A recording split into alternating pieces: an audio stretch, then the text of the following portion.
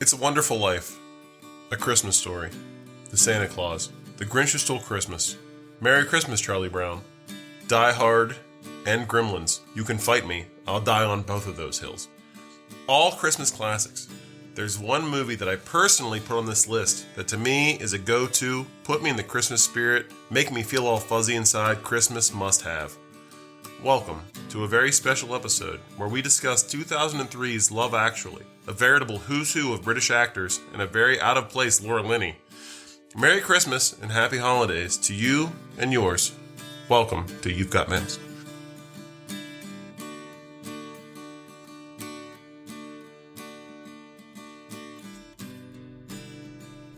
Are you looking for a podcast where two grown men are completely out of their element, reviewing movies that they have no clue what they're about? Movies they've never seen. Movies that generally aren't in their wheelhouse. I've got a sneaky feeling, if you look for it, you'll find that You've Got Mails is actually all around. CJ? Let's fucking go. Let's go. Yeah. I'm here with my friend CJ to talk about one of my absolute favorite romantic comedies / dramas. So it encompasses everything. There are 9 separate storylines in this movie, every one of them a banger. Welcome to a very special episode of You've Got Mail. You buried the fucking lead. Happy holidays, everybody. Holy shit. What's the lead? What did I miss? This movie has automatically gone up right next to The Shining as a movie I will watch for every single Christmas. Really? Absolutely. You liked it that much? This movie is fucking amazing. I'm glad you liked it. Yes.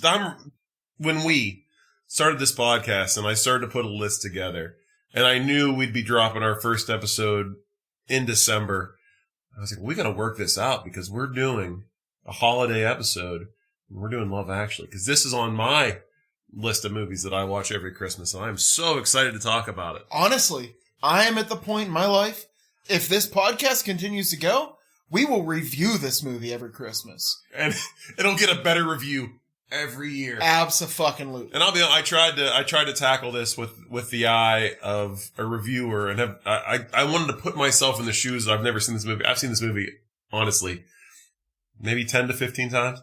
I've watched it a lot. I love this movie. Jason, this is my first time seeing this. And I'm ready to throw Oscars at people. Oh, Jesus. I want to chuck them at people's fucking heads. I don't think that this movie ever won an Oscar. And I don't know that it necessarily deserved to. And as much as I love this movie, I mean... You could fuck all the way off. All right, well, that's fair. This is a tough one, because how do we tackle a movie that has 9 different plots going on at the same time? Do we do them one at a time? I think we could try. Let's just, goddamn, let's start at the beginning with, for me, the MVP of this movie. Fucking Bill Nighy. Not the science guy. Different Bill Nighy. As Billy Mack, the aging pop star who's trying to create a Christmas hit. And what do? They take an old song by the Trogs and change one word to Christmas. And it's so that is a real song? Yeah, it's actually, love is all around me. I feel it in my toes. And instead they go, Christmas is all around me. On the 5th take. It's so good. And one of my favorite lines from this movie is, he's recording this song, take after take. He knows the old version, so he's like, love is all around, love is all around. And like, God damn it. It's Christmas. Say Christmas.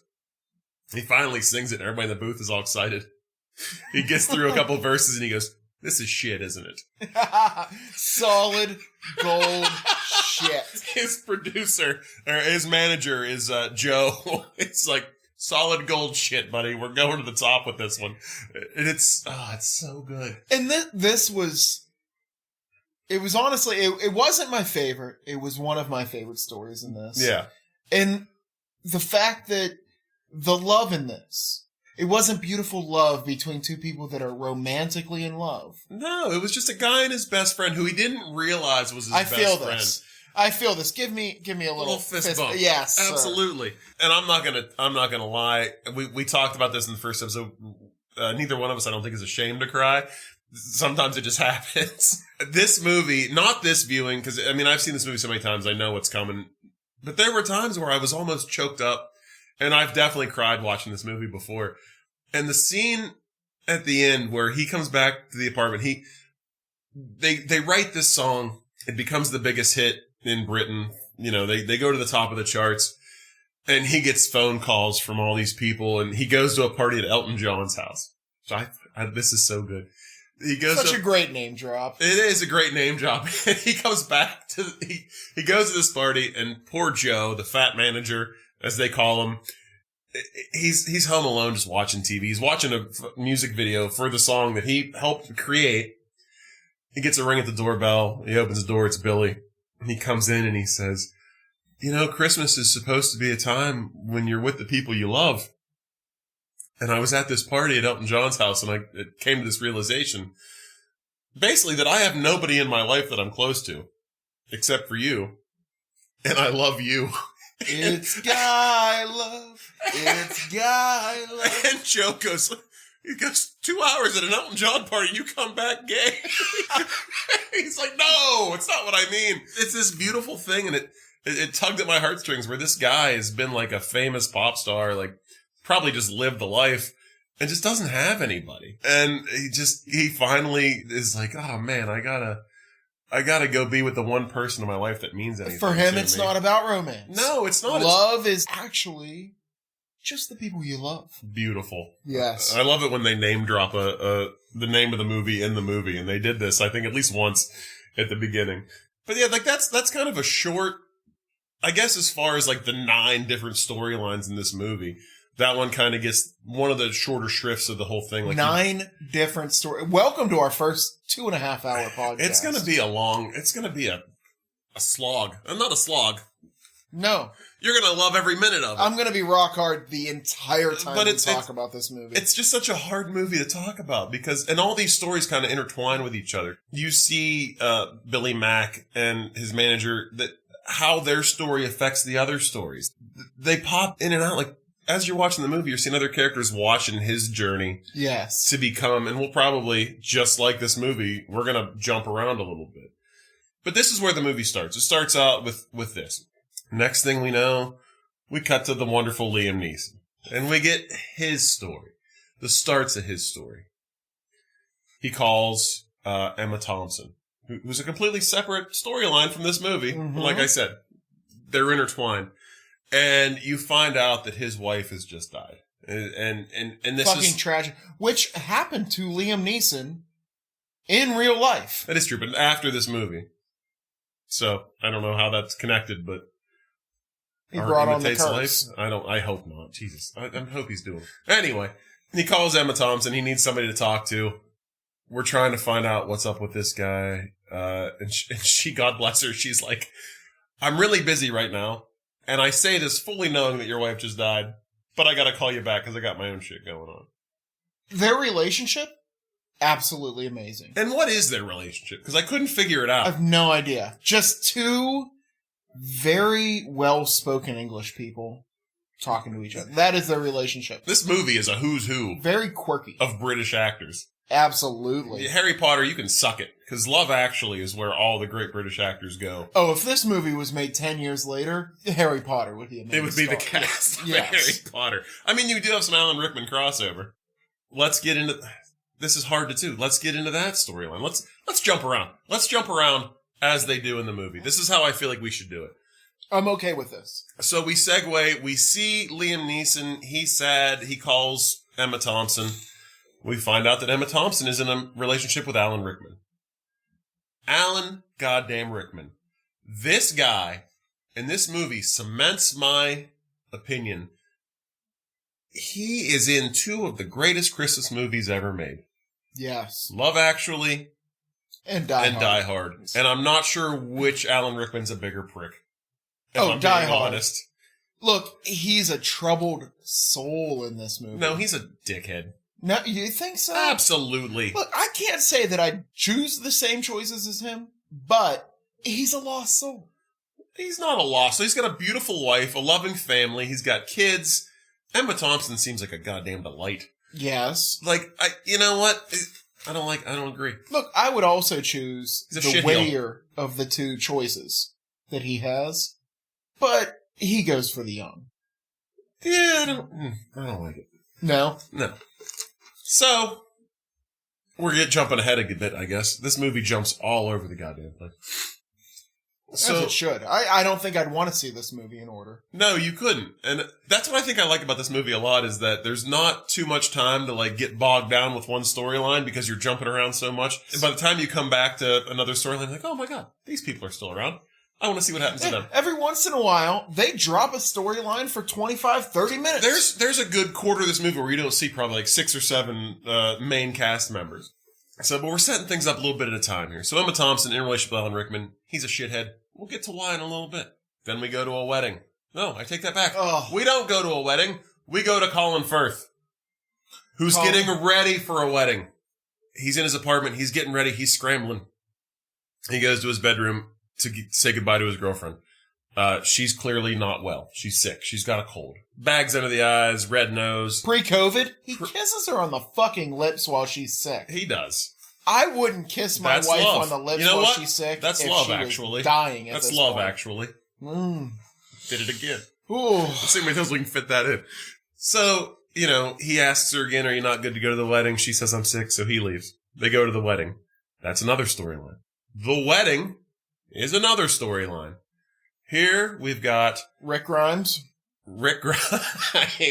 Andrew Lincoln, who plays the best man, 2, and I apologize for this in advance, Chiwetel Ejiofor. You're actually very close. Chiwetel Ejiofor. Who would have known you would have got it right? This guy. Very nice, very nice. All right. This is my first and possibly my last or very few problems with this movie. Okay. Chiwetel Ejiofor is a crazy good actor. Oh, yeah. Played the bad guy in the Serenity movie. Yeah. Played the bad guy in the Doctor Strange movie. Yeah, great actor. Actually, I don't know if he ever played the good... This is the first time I've ever seen him play the good guy. I'm sure he's been good. Almost gets cycloped in this movie. Almost, but not quite. Not quite. Thankfully. We need more of them.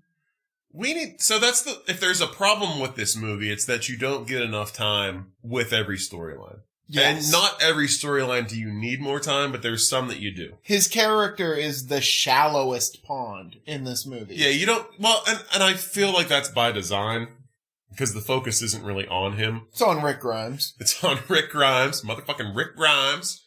Coral! And in this case, Keira Knightley.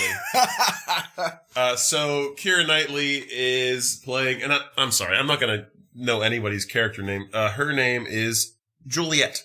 She's marrying, we'll call him Chewie. She's marrying Chewie, Ejiofor. And Rick Grimes is the best man. So we have this wedding scene, and you kind of get a little bit of a dynamic where maybe he's not at first glance crazy about this marriage, and you're not really sure why, but you kind of get that feeling. They're setting you up where he's being the good best man, but maybe he's not totally on board. But he just doesn't like her for some reason. Yeah, that's kind of yeah. how you feel. Yeah. So let's go to the other 1,000,001th storyline. Oh my god, I want to go further, but then I also want to jump to another character. It's the hardest thing about this movie, and how did they fucking edit this movie? I don't know. How did they do this? How are we going to edit this episode? Who knows? It's going to take a lot of work. Then we go to the wonderful Martin Freeman. And I'm going to say the wonderful a lot of times because this is a veritable who's who of actors in this movie. We've got hobbits. We've got hobbits. We've got assassins. We've got Liam Neeson. Oh, yeah, you're right. Yes. He's got a very particular set of skills. We've got Hans Gruber. We've got I mean, we've got a zombie killing machine. Yes. We've got it all. But let's jump to Martin Freeman's part of this storyline. Martin Freeman is a stand-in for movies. That threw me off. I actually thought he was a porn star. It is hard to tell because he's a stand-in, I'm guessing, like a body double for when movies do nude scenes. But there is an extended scene where he's getting a simulated blowjob. Yeah. Is this like a Lars von Trier movie? It's the most graphic sexual scenes in a movie. But yeah, it definitely, at first glance, I think the first, 5 or 6 times I watched this movie, I thought he was a porn star. But then I was like, well, porn stars don't have body doubles. That's stupid. And then there's a point where he says that he stood in for Brad Pitt in a movie. So it's just him standing in for an actor in a regular old movie. In a soft core? With a lot of graphic nudity and sex. Regardless, he's there with a nice girl named Judy, who's a stand-in for another actress. Yes, And adorable Judy. She is. And they're just the stand-ins for the sex scene. Let me tell you, first, this movie had me from the get-go. Okay. But where it really turned for me, Judy goes full frontal. Right off the top. Well, maybe not full frontal. Takes the top off. Judy takes her top off right from the get-go. Yeah. There's a lot of nudity. And I wasn't There's expecting this. a decent amount of nudity in this movie for a romantic comedy, which I'm all for. I mean, I'm no prude. I have no problems. Like, Judy was a gorgeous young lady. Yeah. But didn't expect it. Not a problem. So from that scene, we'll go to another storyline in this movie. And this is where they start to blend. Okay. So you've got Laura Linney. Well, they blended at the wedding, but go ahead. They do blend. You're right. Because Laura Linney and Colin Firth are at the wedding. We don't know how any of these people know each other, but you see slight interactions between everybody. We go to Laura Linney's office where Alan Rickman is her boss. The only American in this movie. I don't know how she got there. She's working in Britain in an office. A little backstory. The director, Richard Curtis, was trying to cast this movie, and he auditioned quite a few British actresses, and he was like, I'm looking for a Laura Linney type. And nobody fit the bill. At one point, he was like, you know what? Fuck it. Let's just get Laura Linney. Let's give Laura a call. No one's going to care that she's not British. And I didn't. It very much worked. Yeah. So she works in this office where Alan Rickman is her boss.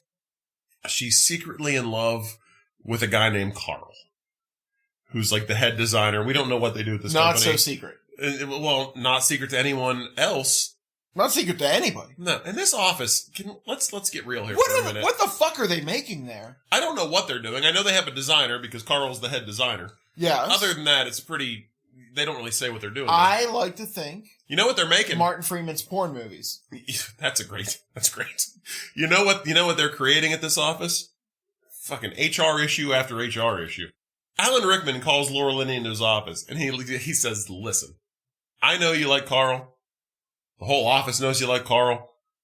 Carl knows you like Carl. For the love of God, for all of our sakes, it's Christmas. Could you just bone down and get it over with? Yes. He literally says, just have lots of sex and make babies. Make pretty babies. Oh, or gorgeous babies. Well, I mean, did you see Carl? He's a good-looking man.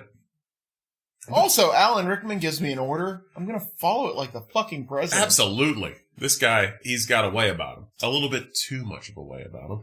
Because, let's get into HR issue number 2. His secretary is just sexually harassing Alan Rickman to the point where she is just in the office, just spreading her legs. Look, I believe the children from about 10 years ago were saying thirsty AF. She was thirsty AF. And I can't really call it sexually harassing because Alan Rickman is into it.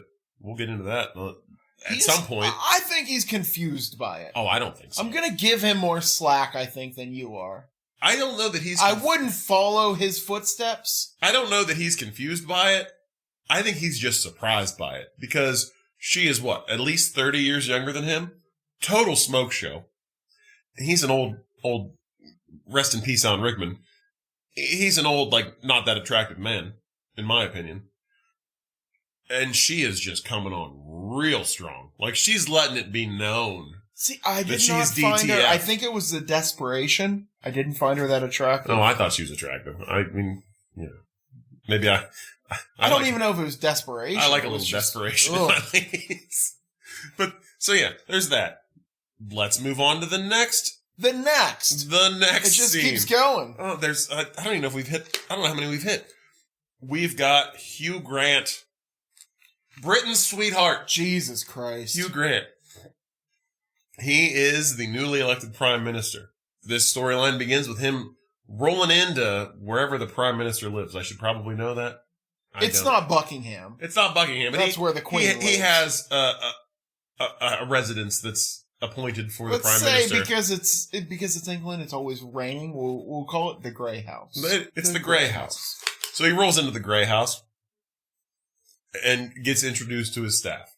I really enjoy the part where they start introducing him to his staff, and they're like, "This is the head of the household, Terrence." And Hugh Grant, in the most delightful British way, goes, "Oh, I had an uncle named Terrence. Didn't like him much. Pretty sure he was a pervert. Sure, you're great though." so you get the impression Hugh Grant is lovably bumbling British, like he's just kind of a. Here's the thing with Hugh Grant. He's a doofus. I know that Hugh Grant is a chick flick staple. Oh, absolutely, yeah. We're going to see a lot of Hugh Grant. I don't think I've ever actually seen a Hugh Grant chick flick until this one. Yeah, obviously I've seen this one, but I don't know if I've seen any others other than this one. I fucking get it. Oh, he's a complete and utter panty dropper, Hugh Grant. Every part. This storyline, it's not my favorite, but it's fucking close. Oh, really? For me, this is top of the pops, right? Okay, here. he's here. I like this one a lot. He's rolling in. Martine McCutcheon is the love interest. Yes, absolute smoke show. she is. She plays Natalie, and I say this opposite of adorable. Yes, opposite of Hugh Grant, who, look, I'm straight as fuck, but but you'd make some exceptions for Hugh Grant. Hugh Grant, absolute fucking smoke show. And like, if I showed up, I'm coming home early from work. I roll up to the front porch. You know, the pineapple is out on the front porch. I walk in, my wife's talking to Hugh Grant in the living room. I fucking get it. I understand. He's telling a story. It doesn't even make sense, but it's goofy. It's about burning biscuits. Yeah. Or some shit like that. Yeah. And she's swooning? So were you. Yeah, I'm fucking swooning. I'm wondering where Martine McCutcheon is. Double swooning. And I fucking get it. If I have any problem with this storyline between these two, it is the incessant fat shaming. Now, don't get me wrong. She's thicker than a Snickers. In all the right ways. And I don't like the fact that everyone's like, there's a point where she's like, "Oh, my ex-boyfriend dumped me because I said I was getting too big. He doesn't like girls with thighs as thick as tree trunks." That's false. Absolutely. We love girls with thighs thick as tree trunks. Yeah, and what's up with that's when she jumps on him and he says like, "Oh boy, you're heavy." Like, what the fuck? Official, you've got mail's stance. If you're sick, stay home. If you're thick, come on over. That's what I say. But yeah, she's adorable. Oh, absolutely. They're both just so fucking amazing. And she is adorable. Just the cutest. So yeah, I didn't like how everyone, and like, even there's a point where Hugh Grant fires her essentially because he is attracted to her. Like, from the moment they meet, at the house, they kind of have a flirtatious back and forth. And then he steps into his office for a minute and he's like, "Well, that's inconvenient." Because he knows, like, he's the prime minister. He can't be flirting with his staff. Like, this is in America. Yes. We're not doing that sort of thing here. We've got a little bit more scruples in Britain. But he has to let her go, and he talks to his assistant, and he's like, "I need you to redistribute Natalie," he says. And she goes, "Who's Natalie?" "The fat one." I was like, what the fuck? This girl is a normal size. Like, she is a perfectly normal size. So, yeah, that was weird.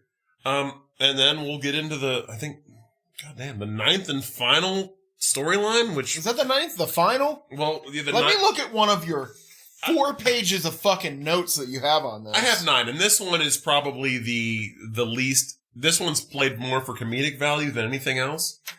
And I'm not even sure I would classify this as a storyline because it doesn't have that many scenes. You're talking about Colin. I'm talking about Colin Frissell, the worst person in this movie, who gets the best reward, I feel like, out of all of them. You first see him, and here we go again with the storylines being intertwined. He's passing out food in Alan Rickman's office.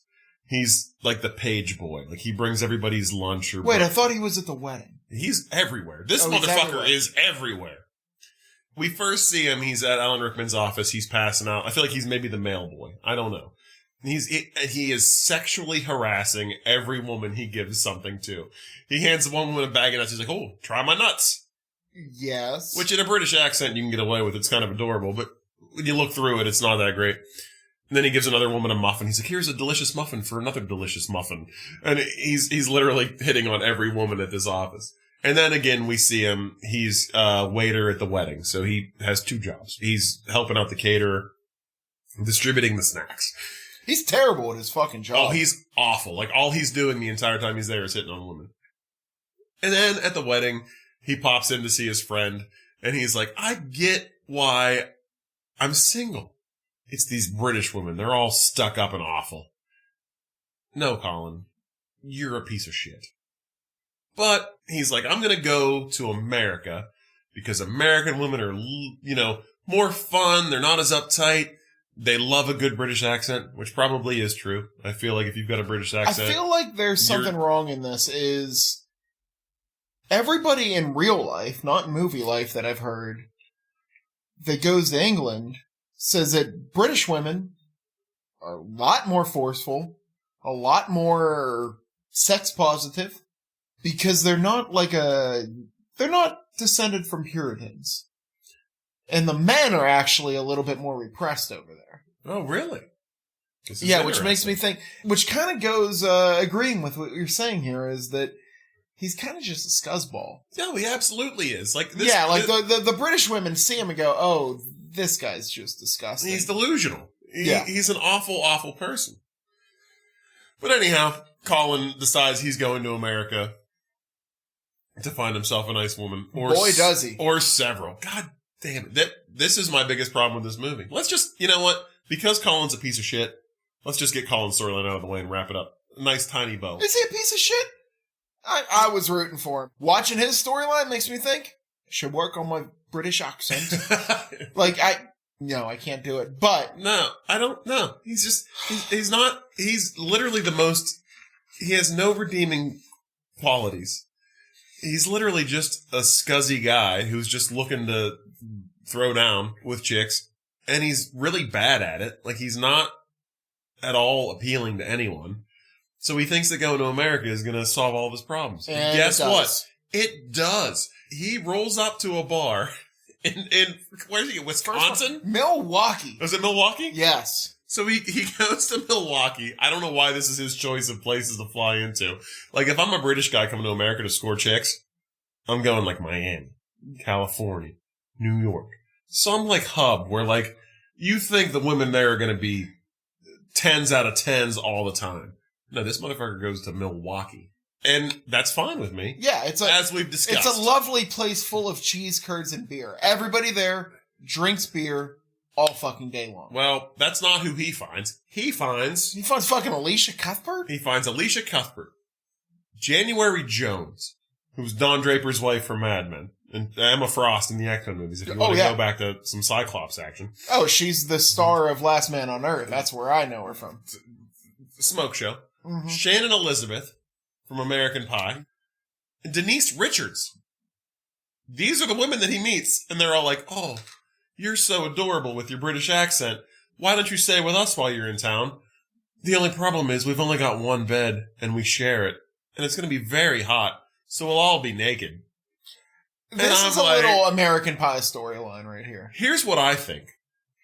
I think that on his flight from Heathrow to Milwaukee, there was an engine failure. And Colin Frizzle's plane went down.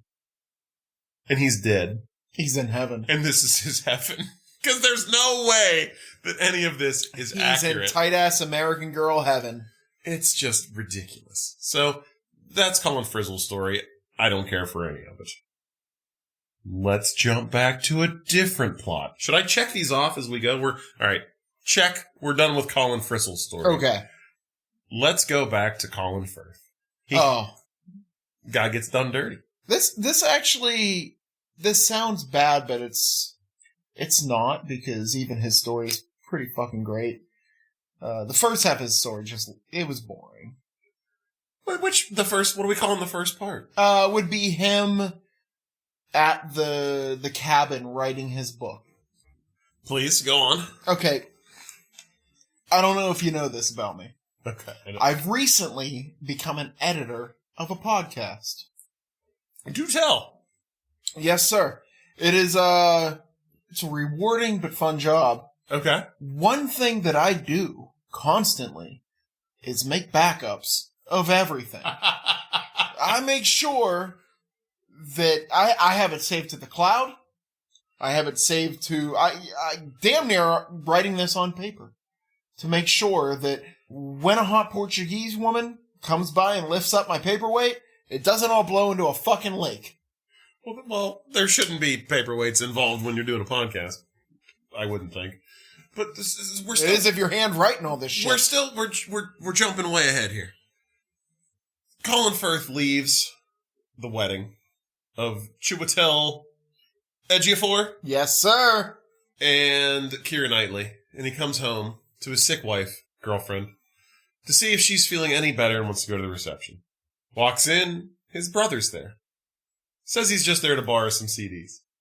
You find out pretty quickly that he is there not borrowing CDs, but sleeping with Colin Firth's girlfriend. In the 90s, just borrowing CDs was code for sleeping with you. Well, it really just does mean, like, you never trust a person that says, I'm just here to borrow CDs. You might be right. But yes, so he splits with his lady friend for obvious reasons. And we find out that he's a writer. And he goes off to a cabin in the woods somewhere where he writes for I guess it's a vacation home. We find out that Colin Firth, he must be a pretty good author because he's got a vacation home. And he gets someone there to clean his cottage. Every single day. How fucking filthy is this man? He is filthy rich. He is just writing banger after banger. And he gets a nice Portuguese maid. Her name's Aurelia. She's adorable. But he doesn't speak Portuguese. She doesn't speak English. But you know what they do speak? The language of love. Oh, man. Right? A little fast forward to, like CJ was saying, there's a great scene where he's writing by the lake on a typewriter because this guy doesn't have a laptop. It was 2002, 3? There were laptops, right? The Stone Age. He's old school. Everything blows in. And this is what I love, is there's a little bit of chemistry with the two of them. It's a very adorable, like, meet cute, like, I don't speak your language, you don't speak mine. They really do a nice job with the subtitles where he says one thing and then she says something that is very much similar to what he's saying, but they don't realize that there's this connection. Absolutely. Without them knowing what each other's saying. But the minute he really falls in love with her is when all of his papers from his novel he's writing get blown into a lake. And she takes off all of her clothes, except for some skimpy little underwear. And then you see him immediately fall in love with her. Which, a little weird. I mean... So there's this nice... And I say that jokingly. I mean, this is actually a really nice story of this movie. I don't think that he necessarily fell in love with her because she was such a smoke show, but it didn't hurt. No, I thought she was, she's very pretty, but I thought it was the circumstance that brought them together. In what way? Just I don't know. I find it super romantic that they didn't speak the same language. That's what I said, the language of love. It was really well done, I thought. The way that, like, you could kind of see that they had so much in common, or at least were thinking the same things at the same time, but they didn't even know it. But there was almost like they felt it. And so by the end of this storyline, we see Colin Firth. It's almost Christmas. He goes, I think it's Christmas Eve, maybe. And he goes to be with his family, and he takes in all of his bags with all the presents. And he gets there, and he's like, you know what? Fuck this shit. I don't want to be with any of you. I want to be with the smoking hot Portuguese maid. I don't like Uncle Jamie. Oh my God, they said, I hate Uncle Jamie. But during this time and throughout this movie, you kind of see, like, after they part ways, he's learning Portuguese. He's going to classes. He's wearing headphones. Everywhere he goes, he's speaking Portuguese. He's learning. So he takes off, hops a plane to wherever she's from, Portugal, I assume. And there's a beautiful, like, moment at the end where he, like, finds her family. They all tell her he's at work, so they all march in a giant line. This might have been the funniest part of the movie. A movie that had its fair share of comedy. Yes. I love the comedy of errors between mixed languages. Yeah. He goes and tells the family that he wants to marry her, and they're like, holy shit, this successful-looking British man wants to marry our Portuguese daughter. Wants to buy our daughter. Yeah. So they take him to the restaurant where she's working, and there's this beautiful scene where he tells her he loves her, and he messes it up horribly, but in a cute, adorable way. I love how his proclamation of love is in broken Portuguese. Yes. And when she comes back at him, she, of course, has been learning English. Of course. And it is in wonderfully and beautifully broken English. Yeah, it's so cute. Like, it's just, I love that so much. How, like, even though they were apart, they were thinking about each other and doing the same. And like I said, they're on the same wavelength the entire movie. Like, when they meet, they're talking, like I said, they don't know what each other's saying, but they're saying the same things to each other. They don't even know it. And then while they're apart, they're doing the same things. They're learning each other's language. They don't even know it because they know they're going to get back together. And it's a beautiful thing. Lovely. So story. shall we put a check mark next to Colin Firth's storyline? I think we should. I'll check mark Colin Firth anytime you need me to. All right. Let's get in to Chiwetel Ejiofor, Peter, and Keira Knightley's Juliet's marriage, and Mark's being in that relationship in some way, but we don't know what way. So, yes. Honestly, this is the first time I've ever been attracted to Keira Knightley. She's adorable in this movie. Is she really in that hat? Christ. Who tucks their ears into a hat? Did you know she tucked her ears into that hat? Little LV girls. It threw me off. I was like, elvish. why are your ears... Like, does anyone tuck their... Ladies, maybe hit us up on Facebook. Let us know. Do you tuck your ears into your hats? Because it threw me off a little bit. But if it works, it works, and it worked for me. Regardless. So, we've got... I'm just going to call him Rick Grimes. Andrew Lincoln. Rick Grimes. Andrew Lincoln, that's his name. Yes. Best friend to Peter. Chiwetel Ejiofor. And just best friend, best man. He is recording the wedding. He's basically playing best man, videographer. Seems like this guy has a lot of hats that he's wearing. His ears aren't tucked into any of them, but he's doing a hell of a job. Keira Knightley's character didn't get any good photos from the wedding.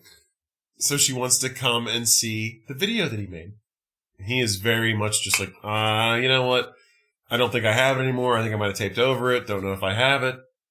This makes me wonder. Because, of course, he did save the wedding video. Oh, yeah. The fuck did he save it for? Wait, what? What do you mean, what did well, he save it for? Well, if he wasn't going to share with anybody...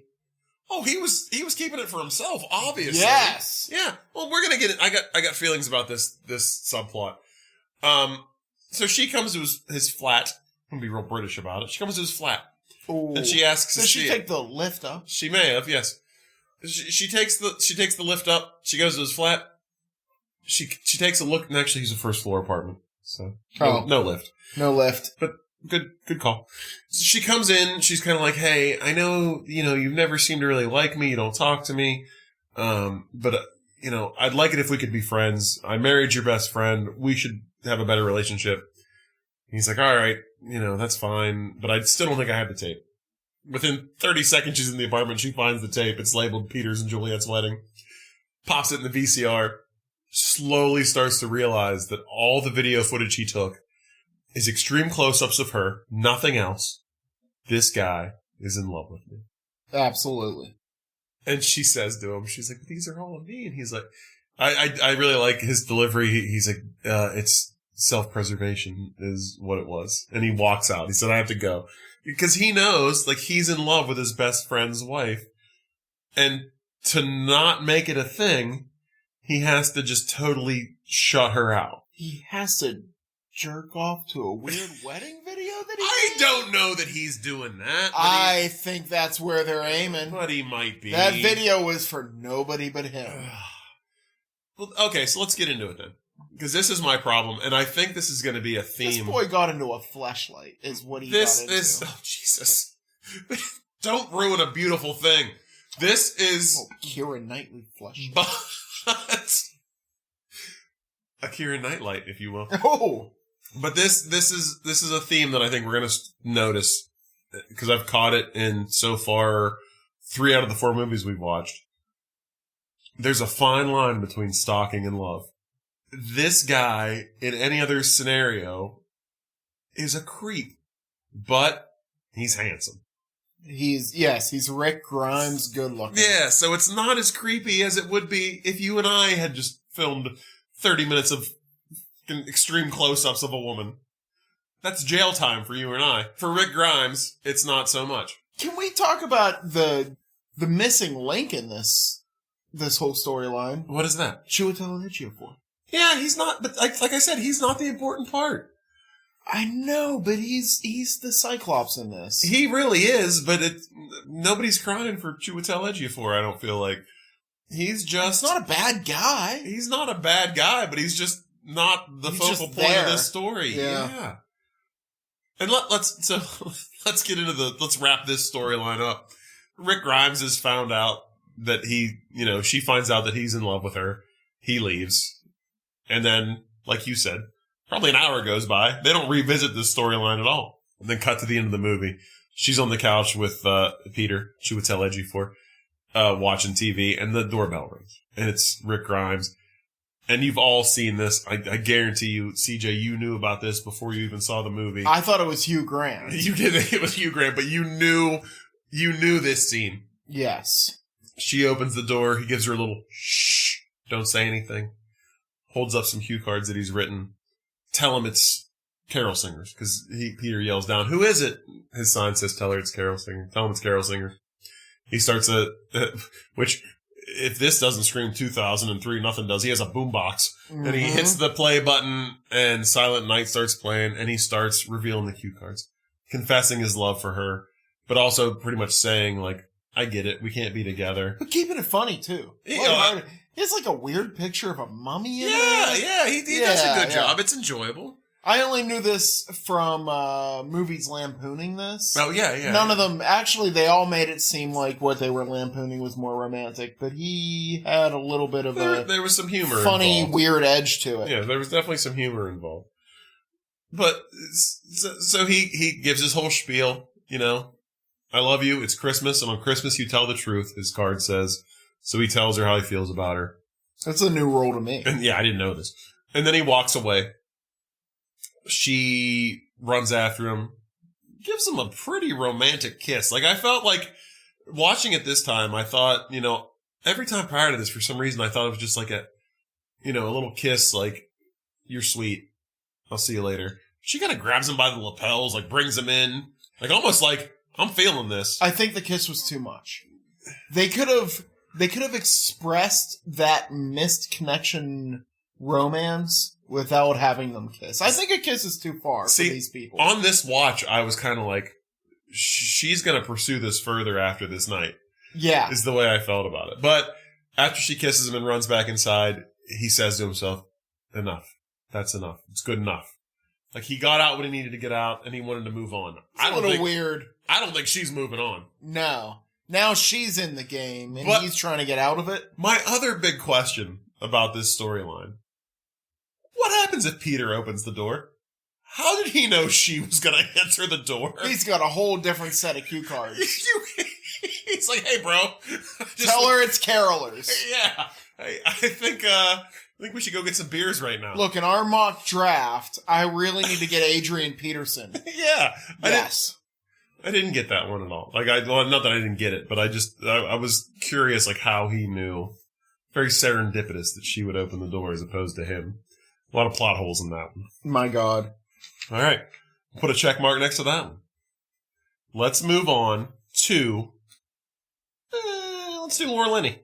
How do we feel about the Laura Linney storyline? Laura Linney, she just seems like a fun person. Like, she just seems like a good person. She does. She does. And I'm... and you're rooting for her. You are. This is probably, for me, the most dissatisfying storyline, but also one that, like, kind of made me feel the most. Because she obviously has a very strong attraction to Carl in the office. Mm-hmm. Everyone knows it. And she finally acts on it. But at the same time, she has a brother with special needs, we'll call it. I'm not sure what his situation is. He thinks everybody's trying to kill him. He thinks people at the home are trying to kill him. He's got conspiracy theories. He's just in a bad way mentally. He's in a home, not well. And she has to basically be his caretaker. constantly. Which is weird. Is you think about she moved to a different continent with this and took him with her because she even says like my parents are gone, and with the move to England, so she like moved to England and brought this guy with her. So they don't really go too much into depth on that. It's sad, but it hit a very realistic tone for me that sometimes you can't have what you want because there are other things, like it or not, that take precedence. Yes. And this was a big part of this movie for me, was the fact that not everybody wins. No, love doesn't actually win. No, it doesn't. Not all the time. There's a couple storylines that don't pan out the way you would at least hope they would. And hers, yes. I think, is more unresolved than anyone's because she is just basically left alone taking care of her brother. And it's not a rewarding ending for her or that storyline. But for her brother, he's love, actually. Yeah, I mean, there's definitely love there. Sorry, I can't help Jesus Christ. I can't help it. That's the love, though. It's almost too much. Oh my God, that scene where she is at the institution with him. Yeah. And he raises a fist to punch her. Oh, yeah. I felt that. Yeah. Like it was...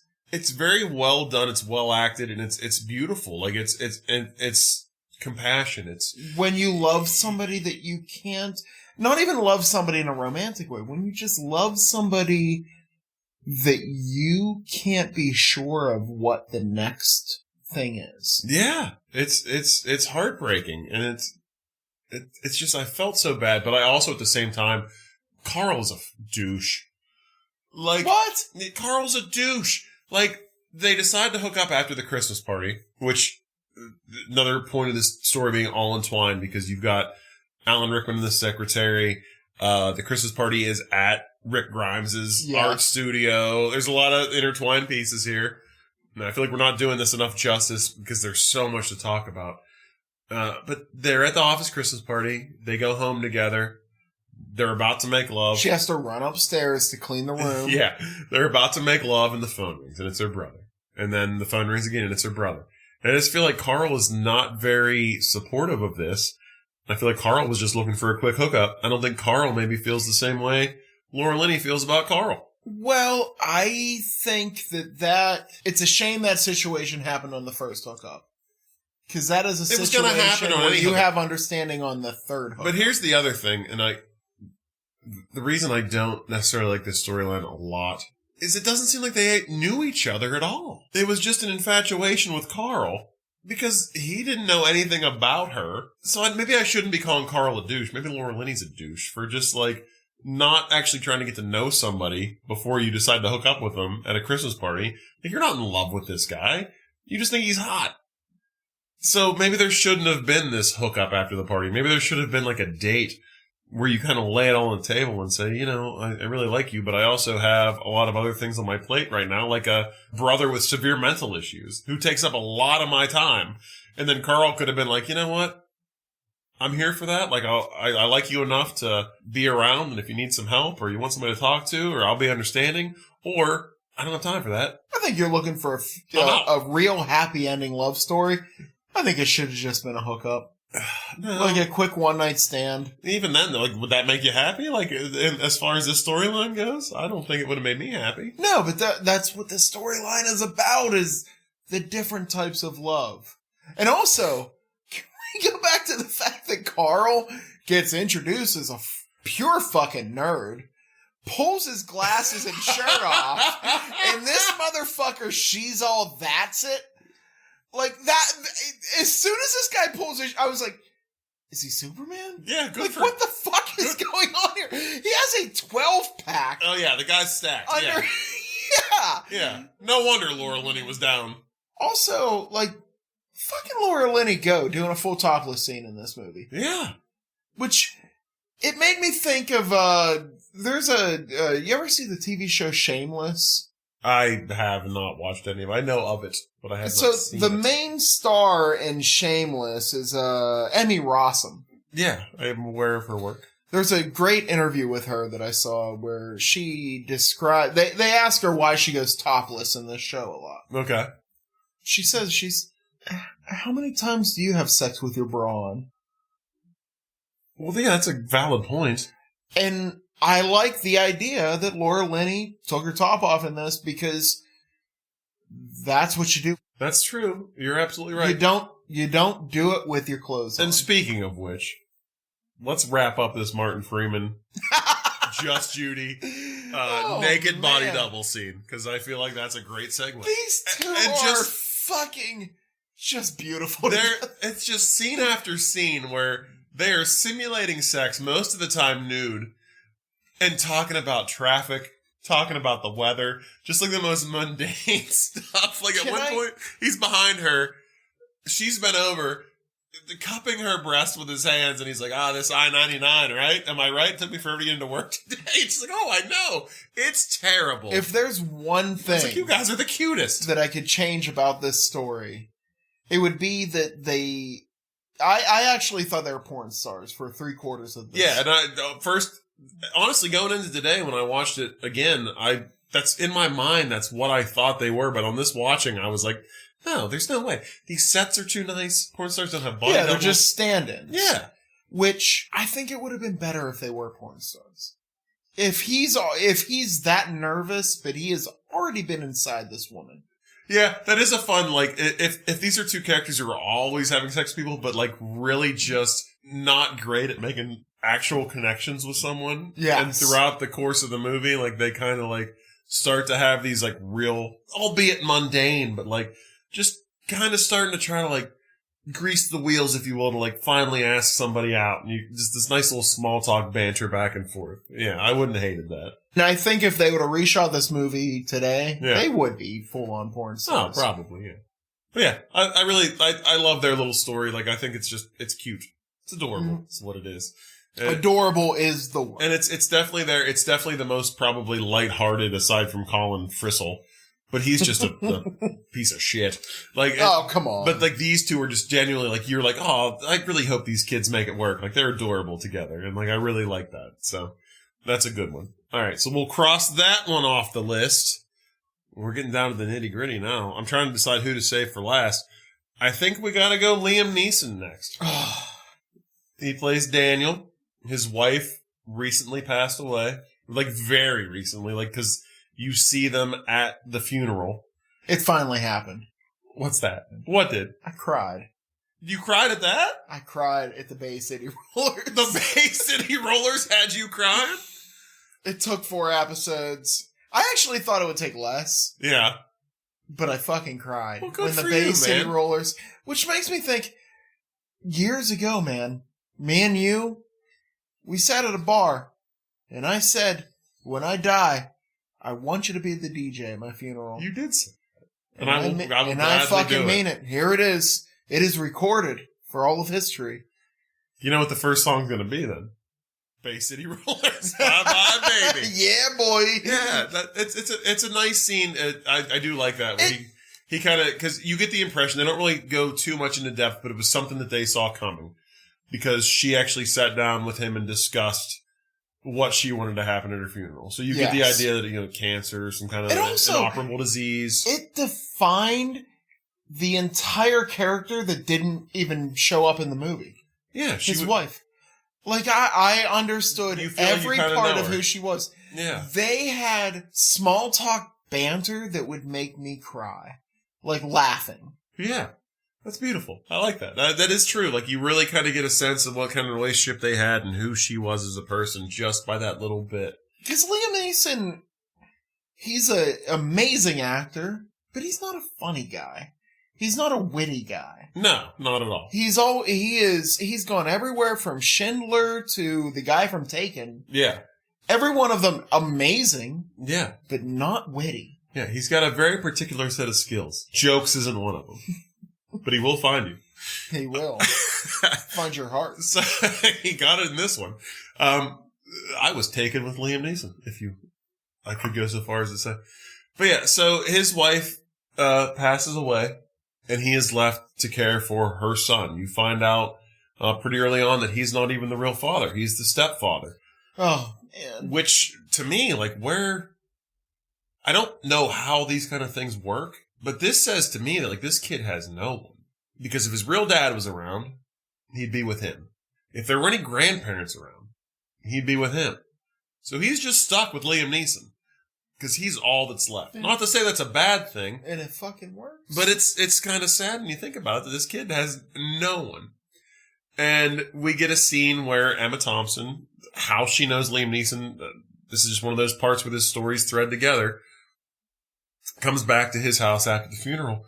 And he confides in her that the kid hasn't come out of his room for days. Like, he's just distant. He's not around. Like, he doesn't know what to do. He doesn't know how to handle this. He's never been on his own to be a father. Like, what do I do in this situation?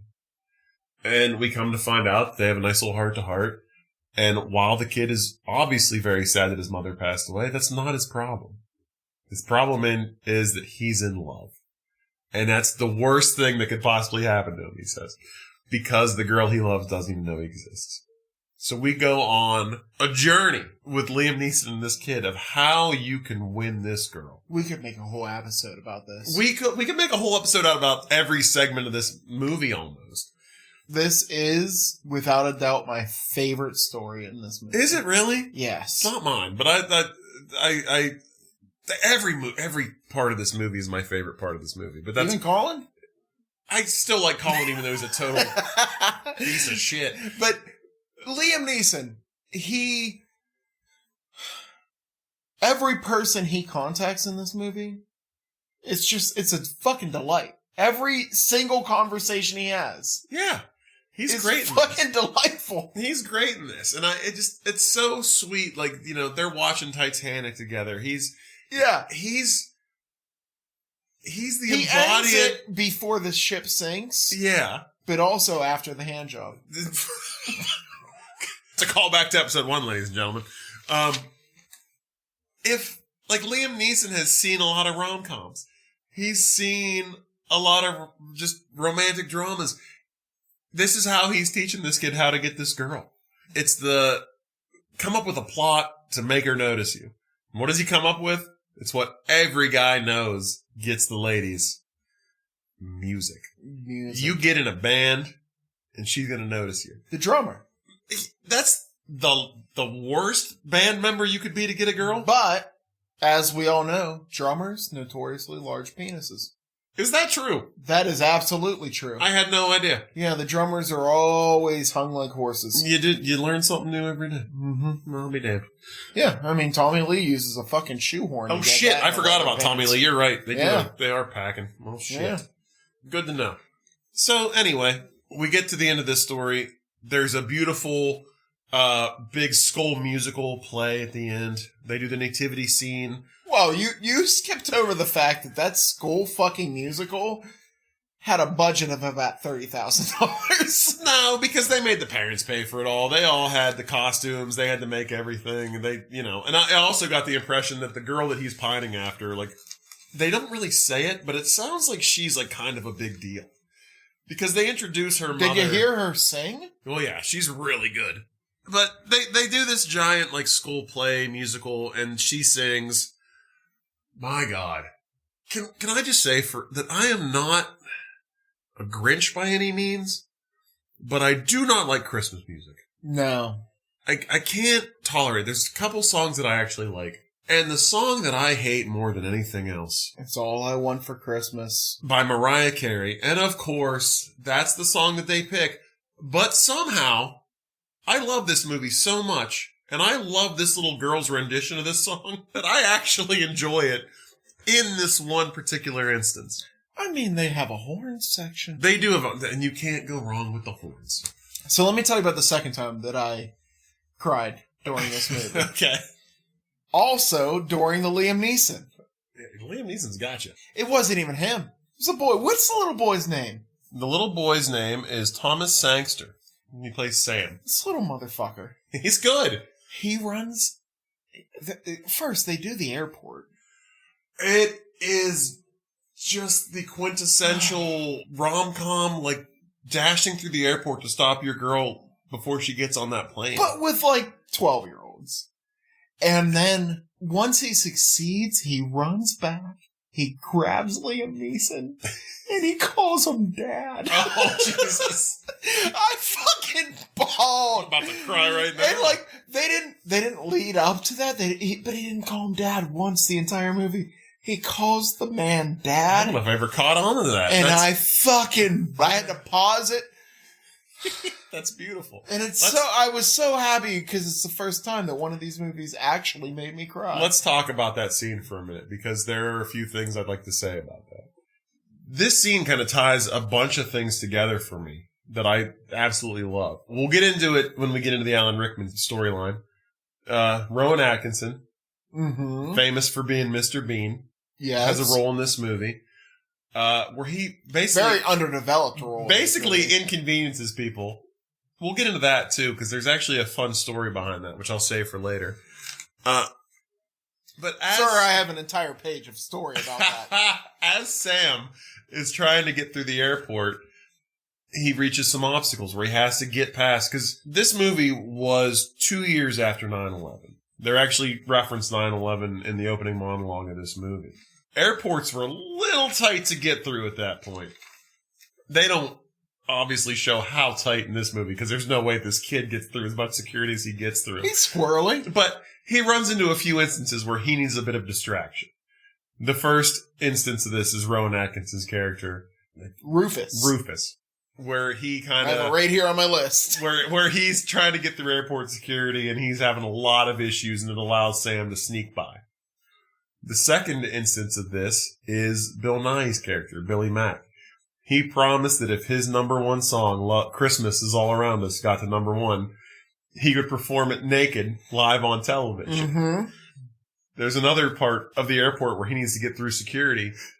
All of a sudden, Billy Mack is on TV, butt naked with nothing but a guitar playing, and Sam is able to squeeze on by. Yes. And I really like that part of that where they kind of tie a few things together to kind of make it happen for him. Like, the cards are in his favor just to get past everybody he has to get past just to go and tell Joanna that he loves her. And I thought that was really nice. Oh, yeah. So I think that, I got nothing to add to that. No, I think that... I fucking loved it. One of the best stories. I think they're all great stories, but I think we'll put a pin in Liam Neeson for now, and we'll, maybe at the end, if we got anything else, we'll come back to it. We've got 2 more storylines left to go. I'm going to save... Really? I'm going to save... I'm torn, because I'm going to save my favorite for last, and I'm making a decision right now which one is my favorite for last. So we're going to go Hugh Grant, Prime Minister. I thought we already talked about it. We talked a little bit about it. We just got into the beginning of it. We didn't get into the end of it. Do you enjoy it when the cute girl swears that much? Oh my God, yes. Yes. I want my girl to cuss like a sailor. And it's so cute, like how they are both just like completely awkward. You can see how awkward he is from the minute he walks in and kind of meets his staff and is just talking about his uncle, the pedophile, and how this guy's probably a great guy. Nothing like him. And then he gets to her and she's like, oh, fuck, shit, sorry. I think I was going to fuck that up. Didn't think I was going to say fuck this much. Diarrhea of the mouth, just saying everything she shouldn't say. Oh, it's wonderful. I fell in love. Yeah, I'm quite smitten with Natalie, I'll tell you that. So we get to see Hugh Grant and her kind of coexisting in a work relationship. And unlike Alan Rickman, he is very respectful and kind of like, I shouldn't do this, so I won't do this. And I'll go to any lengths not to do this. Well, he's playing the opposite of Bill Clinton, Billy Bob Thornton, where he realizes, hey, I should not do this. And that's a great scene, too. We get Billy Bob Thornton in a weird cameo. I remember the first time I saw this, I was not weird. He's playing Bill Clinton. He is. And it's perfect. No, this is actually, he was George Bush. This was the time frame. This would have been George Bush. Now, not the creepy, lecherous harassment part, but he was kind of a stand-in at that time for a George Bush. So he's a good old boy. He's a good old boy, yeah. Southern, president. And they do a whole thing, at the beginning where the U.S. president's coming to talk and they're going to go over some things. And Hugh Grant is kind of like, I don't want to come down with too hard of a stance because America, and he says this, is the most powerful country in the world, and we don't want to ruffle any feathers. And he's kind of playing it real neutral. Like, he doesn't want to cause a problem. And then Billy Bob Thornton comes in, sleazeball extraordinaire, hits on Natalie. Very inappropriate. Hugh Grant walks in on some stuff that he's trying to he's not being a very nice guy. Yeah, okay, here's a question. Okay. Was she into it or not? Well, it's funny because at the end of the movie, when they kind of reconnect, she says, I didn't really mean to do that. It was just, he came up on me. There was a fire. He's the president of the United States. So I think that maybe a little bit. Because I've heard that. I've not met Bill Clinton, of course, but I've had the pleasure of secondhand meeting Bill Clinton, people that have talked to him. Okay. Personally. Yeah. And you said this is a George Bush stand-in, but I haven't met anybody that's met George Bush. I think it's just an amalgamation of what the British think of Americans and I've the met presidents. Two people that have talked to Bill Clinton, and both of them said, that motherfucker stares into your soul. Oh, yeah. Like, as soon as you start talking to him, you are his. Oh. And that goes with being the president. Yeah, there's definitely, being powerful is definitely sexy, so I don't see it as a situation where he was taking advantage of her. He just started talking to her, and she goes, "Oh shit, I'm putty." No, I don't want to say that, because I do think that he was, honestly, and let's not get too polycharged here, but he's more of to me now, watching this movie, he's a Trump. When you're powerful, you can do whatever you want. Ah. You know what? So as soon as she walked in... So he was grabbing her by the... Exactly. Okay. So he was right on her. There was no small talk. There was like I'm the president. Let's get down to business. He was moving on her like a dog in heat. Okay. I think it's what they said. But yeah, like I said, it's a little muddy. I don't know.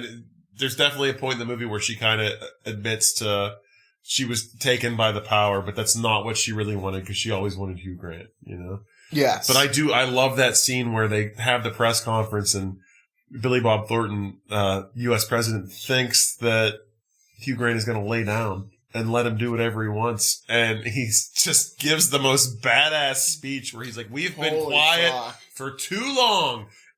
This is not a good relationship anymore, and we need to stand up for what we believe in. And Billy Bob is just... I tell you, at the end of that speech, I was ready to drive a crop duster up into the alien mothership. Yeah. That was a Bill Pullman presidential speech. Right. That was the second best movie presidential speech I've ever seen. Yes. It was very good.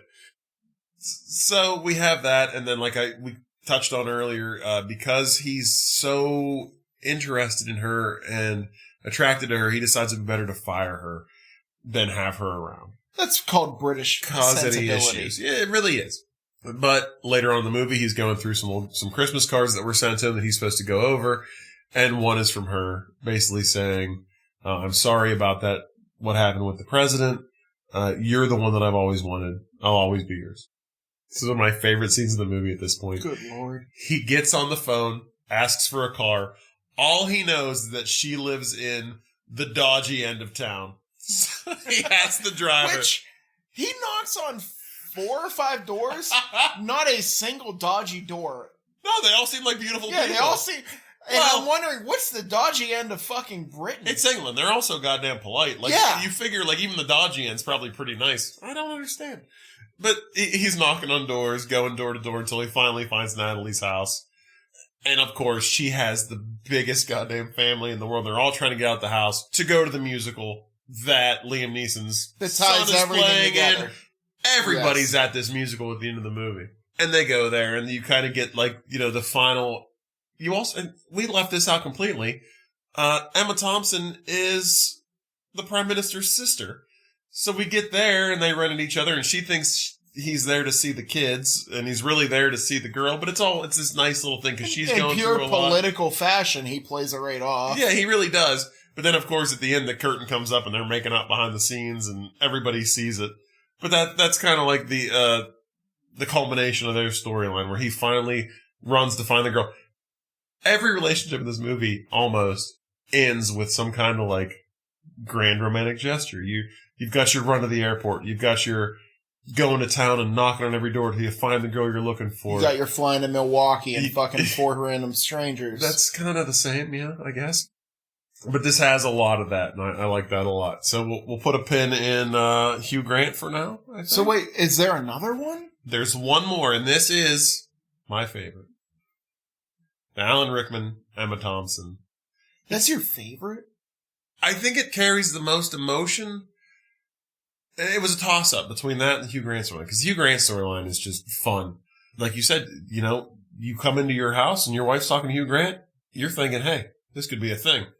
And I feel the same way when I see Hugh Grant in this movie. You throw in a Martine McCutcheon. Yeah. We've got a fucking party. Throw the pineapple on the front porch. We're going to have fun. This could be a thing. Yeah. But for me, the Alan Rickman, Emma Thompson, that just has the most emotional weight. This is the storyline that has made me cry in the past. It's a storyline that made me well up today when I watched it, although I didn't cry, but you get that little tingle. You get that tingle. Like, you're gonna, it's almost there. It's because they have kids. That's right. They're established. There's just something to it. So let's get into it. We've kind of touched on it. Alan Rickman is a pretty successful guy. Obviously, he's managing this big office. Big office that does... Who knows? Fuck all? Yeah, they're all fucking, that's for sure. That's what this office seems like it does.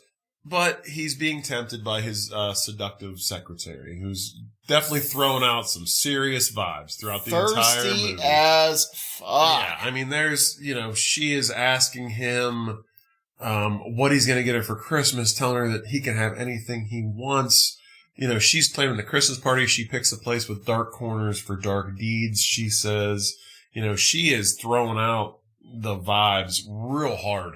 Oh, I mean, she straight opens her legs in the office. Yes, like it is. To add an exclamation point to a sentence. Yeah. Oh, yeah. She knows what she's doing. And, at first, Alan Rickman, he kind of seems, like I said, he's not confused by it, but he's just kind of more like, does this girl like me? Like, why would she? And then the more it goes on, the more he seriously considers having an affair with this woman.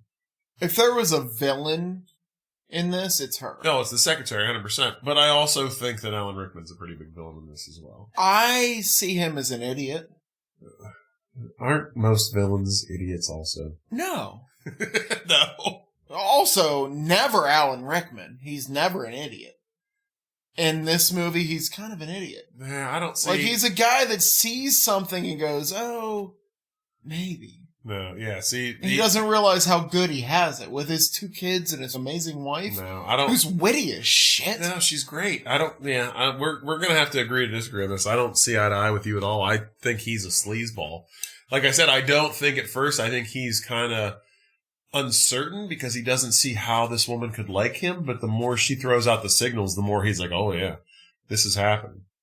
So we get to the point where she asks him if she's getting a Christmas present or not. He's out shopping for the family, buys her a beautiful necklace.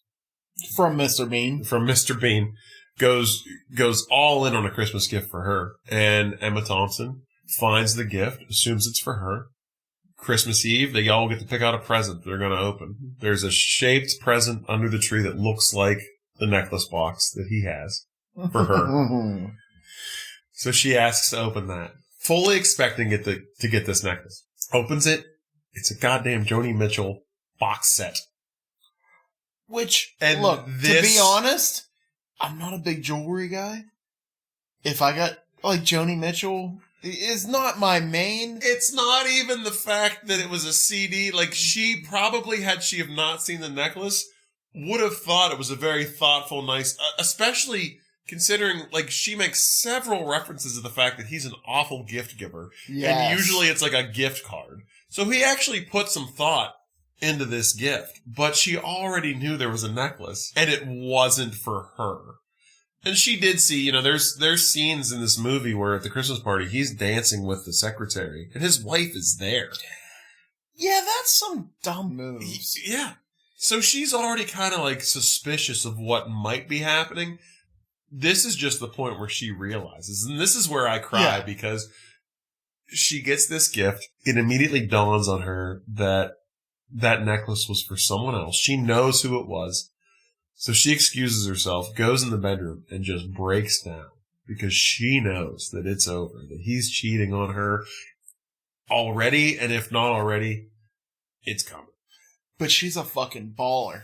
Because the second she walks out of that room, she just straight faces the shit out of it. She sucks it up. She walks into the room, gets all the kids ready to go to the musical. You children will never know the pain that I am in. No, and they go. And one of my favorite scenes, we go to the musical, they all sit, they watch.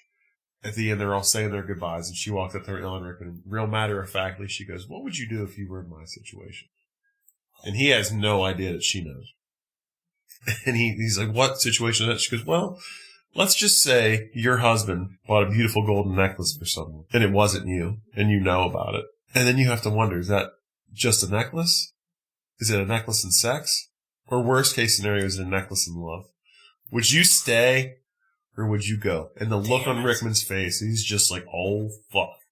Like, she knows I'm screwed. Like, what happens now? And that just, to me, like, she's such a strong character. She breaks down, and then she's just like, "Listen, motherfucker. Like, what are we doing here?" And I don't know. This is my favorite storyline of this movie. And it probably changes every time I watch it. Like I said, I love the Hugh Grant stuff. Even the Liam Neeson, it's all good. But for me, this is the most fleshed out. And it's probably because I feel like this portion gets the most screen time and the most, like, you kind of get a little bit of everything from everybody. There's still a lot of story they leave there.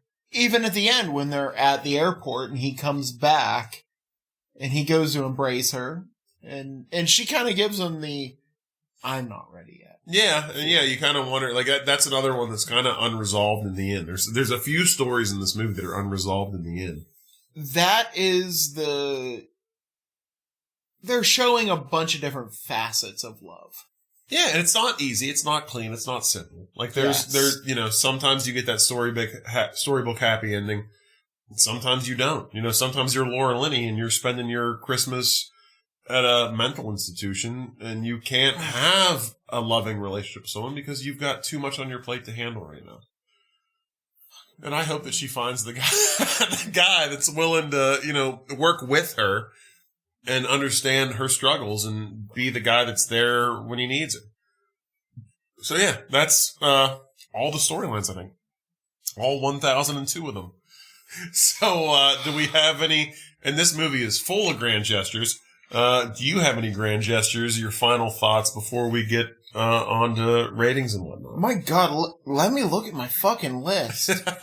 Like, I have multiple pages. I still don't have as many pages as you. This movie it's a lot to unpack, a lot to deal with. I just want to say, hey, thank you. Merry Christmas. Merry Christmas to you. This is, to me, a Christmas present, watching this movie. And I'm glad I could give that to you. So I watched this movie this morning. This is a Sunday morning. Uh-huh. My wife works late into the night. Okay.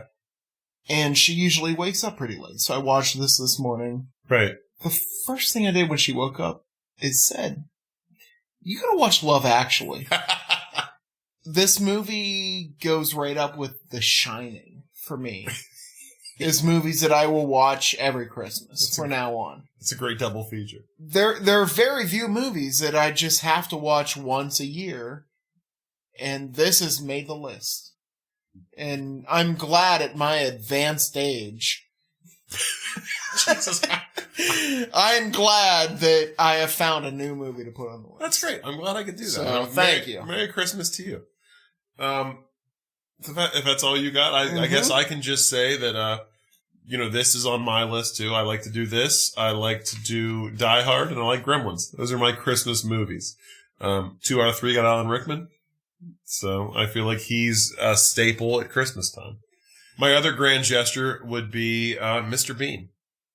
I just want to get into that guy just for a minute. Because in the original script, he was an angel. This goes into my fucking... All right. No, keep going. Keep going. All right, I'm going to tell you. I can't wait to hear what you have to say. But originally, this was scripted. He was an angel. And some of it, I'm not really sure what the main idea behind it was. But you can see in 2 separate scenes of this movie, he is kind of the guiding hand that is trying to correct things. So when Alan Rickman goes to buy the necklace for his secretary, he's the guy behind the jewelry counter. And he is just painfully dragging out wrapping this necklace to the point where it stops him from buying the necklace. Obviously, we find out later he must have gone back because he has the necklace anyway. But in the original script, that wasn't supposed to be what happened. He was actually supposed to stop him from making the wrong decision. And then we see him in the airport again, inconveniencing people to the point where Sam can get past and go profess his love to Joanna. He's able to beat TSA. Yeah. So I just think that's a cool idea that was originally his character and that he's kind of this...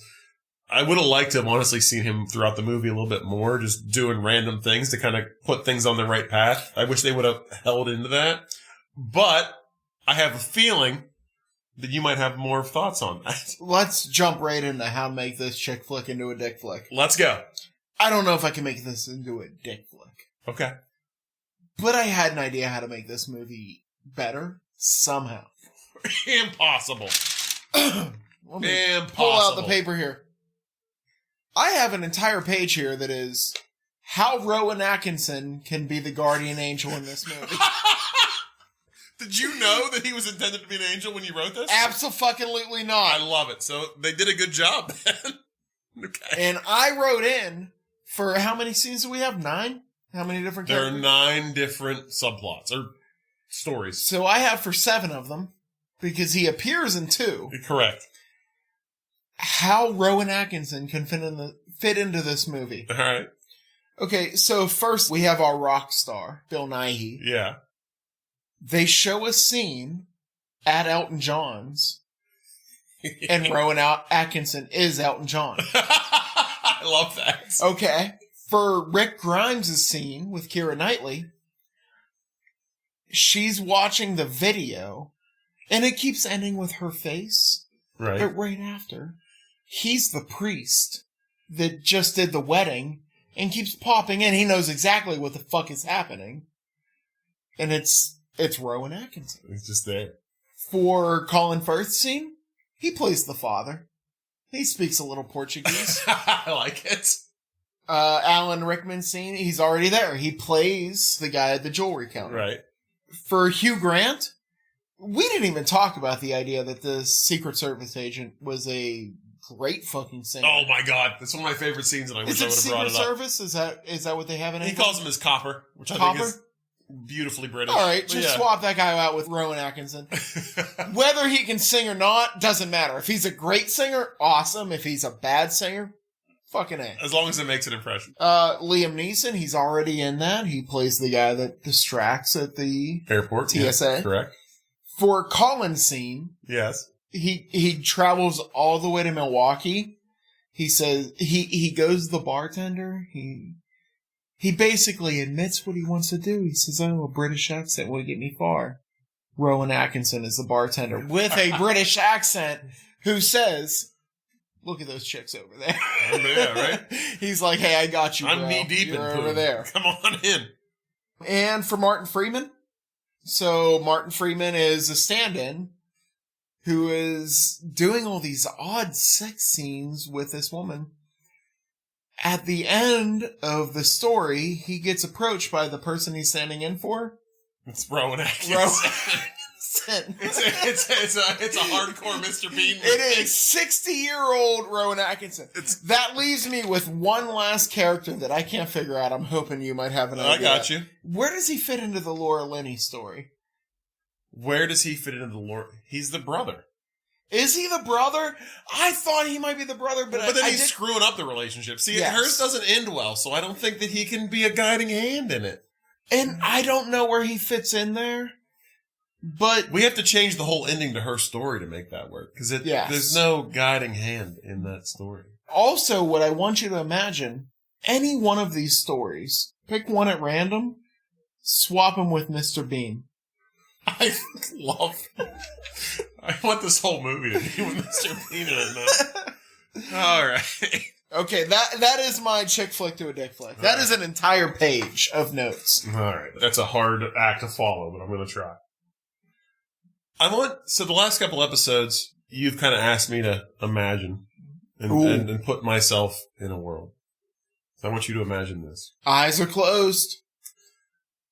The movie plays on, for the first half hour or so, as it is. We get to the office Christmas party. Okay. Everything's going swimmingly. All of a sudden, the elevators open up and about 10 Austrian terrorists come in. Austrians.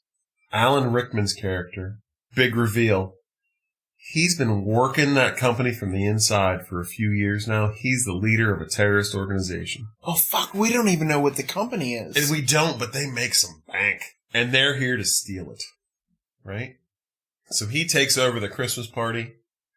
Turns out Carl, he's off in another room somewhere. Carl!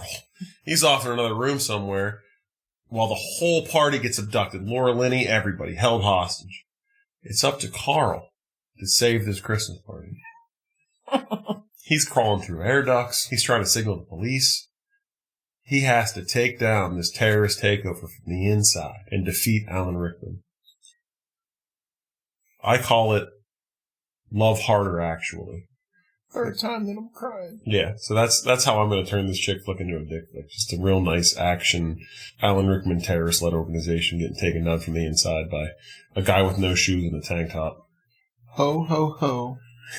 Yippee-ki-yay, motherfuckers. Actually. All right. All right. In. On that note, let's go Nicolas Cage. Yes. I'm going to connect this movie to a Nicolas Cage movie in as few steps as possible, which I'm finding every week is easier and easier. January Jones plays one of the hot American women that Colin Frizzle hooks up with at the end. She was probably most famously, I think, Don Draper's wife in Mad Men, what she's known for. I'm still going with Last Man on Earth. But, well, she was also in a little-known movie called Seeking Justice, which I've never seen, but it sounds like kind of a Death Wish scenario. Okay. Where a guy's wife gets assaulted, and then he has to take up the mantle of vigilante justice and track down these guys and kill them all. You know who her husband was in that movie, CJ? Are you going to say Nicolas Cage? It was goddamn Nicolas Cage. I've actually never seen this movie. I haven't seen a lot of Nicolas Cage movies, and I'm not going to see this one either. But I'm going to watch this. She was in it. It's from 2011. It was called Seeking Justice. That's my connection. Any Nicolas Cage updates from you? Well, last week, I tried to look for a Nicolas Cage cameo site. Yeah. This week, in my searches, what I found was a Nicolas Cage Ask Me Anything on Reddit. Oh. The problem is that this movie is from a Nicolas Cage movie called The Unbearable Weight of Massive Talent that came out about 2 to 3 years ago. Yeah. So it was an Ask Me Anything about a movie from 3 years ago? Or was Well, it an old Ask Me Anything? The beauty of Reddit is you can keep adding fucking questions. Oh, okay. I have my doubts that he's going to answer because he didn't answer any questions after the first 6 hours of the Ask Me Anything. Right. Maybe Nicolas Cage is in bed bored one night and he's like, I wonder if anybody responded to those questions on Ask Me. That is the exact idea. He's sitting at home, he's cuddling with his new dinosaur skull. Yeah. And he says, wonder whatever happened with that Ask Me Anything from 3 years ago. Yeah. All right. So, hey, here's some guys that need me on a podcast. Okay. So that's where we're going with it. I like it. All right. We're making progress, people. Yes, One sir. step at a time. It's not going to be easy, but it's going to be rewarding. Speaking of rewarding, let's reward this movie with some stars. Ooh. Yeah. You like that? Yeah. Getting real good at this transition game. Who wants to go first? I mean, I could go first. I did put this on the list. Hit me. 4.5.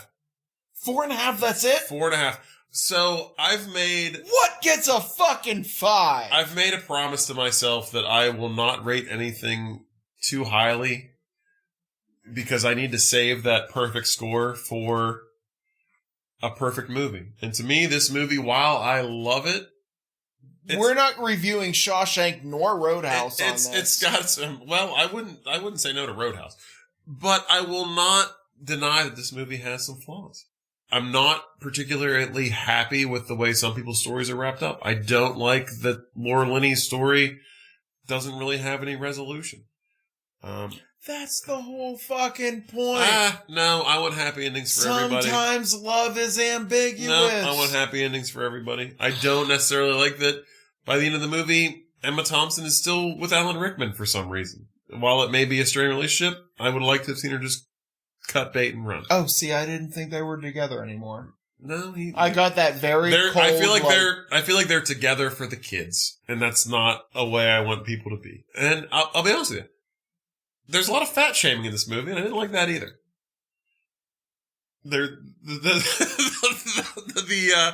Bill Nye is constantly calling his manager fat. They're calling Natalie fat, but she's not fat. I just feel like it didn't hold up well. So I'm going to go 4.5 stars. And if you don't like it, you can fight me. I don't, if this movie's not a 5, I don't know what a 5 is. I think we're going to find it somewhere down the line, but I think 4.5 is very generous. 5 storylines out of storylines. That's where I'm rating this. It is, I thought this movie was fucking fantastic. Maybe it's because it's the first time I saw it. I love it. You love it. This is right up there. This is every year movie for me. Me too. I don't know. I don't want to be too generous with the ratings because I think a movie has to absolutely change my life to be a 5. Yes, I agree.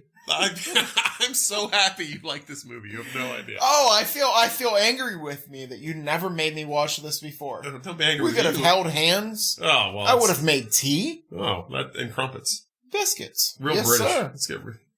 It sounds like a nice time. Yes. All right. So that's all you get. Just a 5. Just love this movie to death. This movie. This is the high watermark. This movie took me on a fucking journey, sir. It really does. The first 3 episodes of this podcast, I was a little nervous. It's like, there's no way that we're gonna last. It's 2 fucking dopey white guys talking about shitty movies. Well, let's not say shitty. I saw this movie, and I had hope. I saw our future.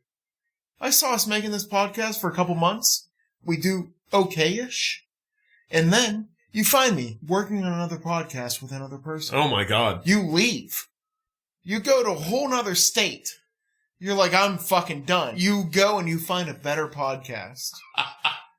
And then eventually we cross paths, maybe at the iHeartRadio Awards, something like that. You ask me, how are you doing? I say, good.